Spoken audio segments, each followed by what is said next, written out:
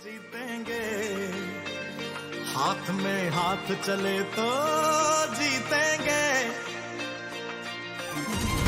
जीतेंगे सारे वादे जीत। नमस्कार। आज हम लोग भिलगांव एकता मंच की ओर से हम हमारे बाजू के ही गांव खसाड़ा के सरपंच से मिलने आए हैं। और पहले तो बहुत बहुत शुभकामनाएं मैम कि हमारे लिए सबसे बड़ी बात यह है आज कि हमारे कामठी तहसील से कोई व्यक्ति यहाँ से एक प्रमाणित होकर और अपने काम को लेकर दिल्ली तक जा रहे हैं और ये हमारे लिए बहुत बड़ी बात है। और इसीलिए आज हम इन्होंने ये सफर कैसे तय किया तो बात करने के लिए हम आपके पास पहुंचे। छोटी छोटी जानकारी हम लोग चाहते थे कि ऐसा क्या किया कि आप दिल्ली तक पहुंचे। सर्वप्रथम सर्वांना नमस्कार।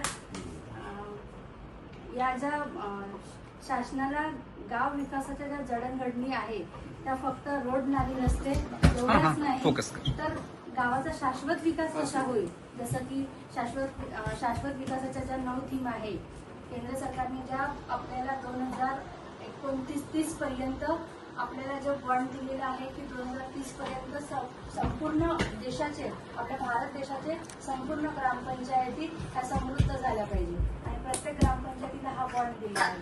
त्याचप्रमाणे केंद्र सरकारने 15 वित्त आयोग ज्या 15 वित्त आयोगामध्ये ग्रामपंचायतीला त्रुटी होत्या त्या त्रुटी बदलवून दरवर्षी पंचवार्षिक पद्धतीने आता 16वा वित्त आयोग चालू होईल।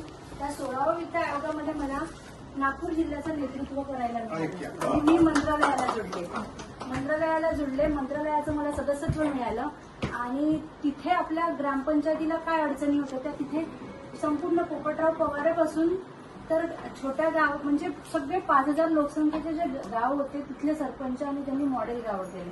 मला त्यांची प्रेरणा मिळाली आणि प्रत्येक गावाला म्हणजे गावातून लोकसहभागातून आपल्याला प्रत्येक काम करून आपल्याला गाव विकास करता येते आणि फक्त शासनाला ज्या शासन संस्कृत किंवा शासनाकडून मिळालेले रोड नाली रस्त्यांचे जे पैसे आहे तेवढाच विकास म्हणजे गावाचा विकास नसून शाश्वत विकास शासनाला पण प्रेरित आहे आणि तो विकास म्हणजे आपण ग्रामसभा जसं की ग्रामसभेमधून जर समजा आपण एखाद्या गोष्टी लोकांना प्रेरणादायी केल्या तर नक्कीच आपल्याला 100% कोरं म्हणून ग्रामसभा होऊ शकते।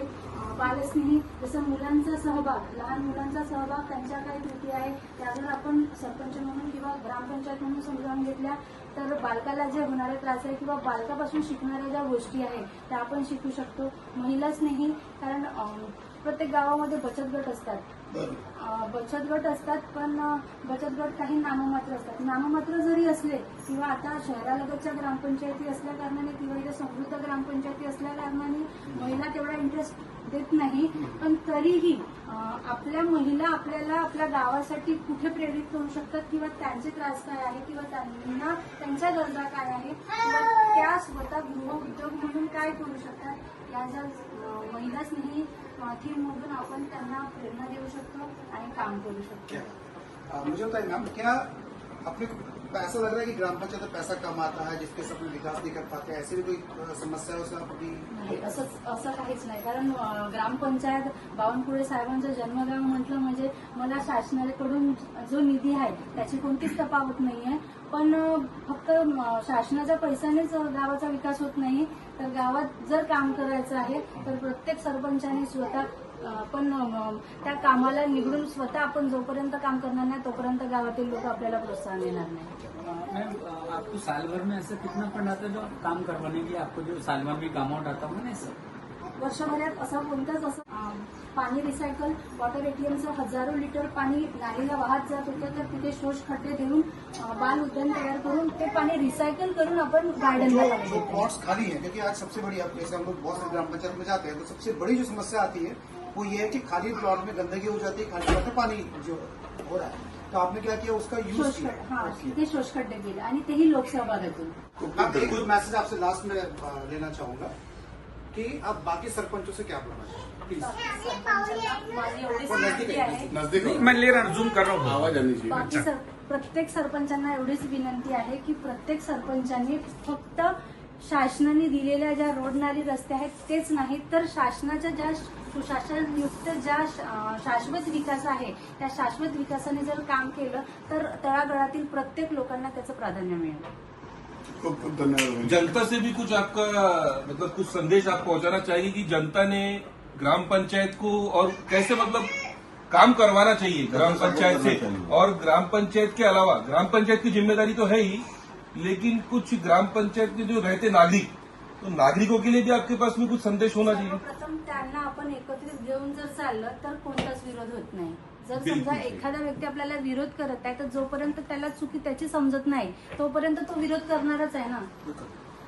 त्याचं उत्तर त्याला जर समजा आपण शांततेनं दिलं किंवा त्याचं कुठं काय चुकत आहे किंवा आपल्याला पण शिकता येतं की आपलं काय चुकत आहे। बरोबर। जर आपली चुका आपल्याला माहिती पडल्या आणि आपण ते निवारण आणि केलं जातं। जोपर्यंत विरोध होणार नाही तोपर्यंत सरपंच कधीच काम करू शकत नाही। तो जैसे आप जर समजा पानी, मला विरोध झाला नसता तर माझ्या पतीनेच काम केलं असतं। जैसे आपका ये जल स्तर बढ़ाने के लिए आप लोग प्लॉट पे आप कर रहे हैं कि मतलब उनके प्लॉट पे आप क्या संच जो बना रहे हैं, ईंटे का गड्ढा करके वो सब बना रहे हैं, उसको जल शोषण जो बना रहे हैं, हम तूफानों में बनके औलाद चले तो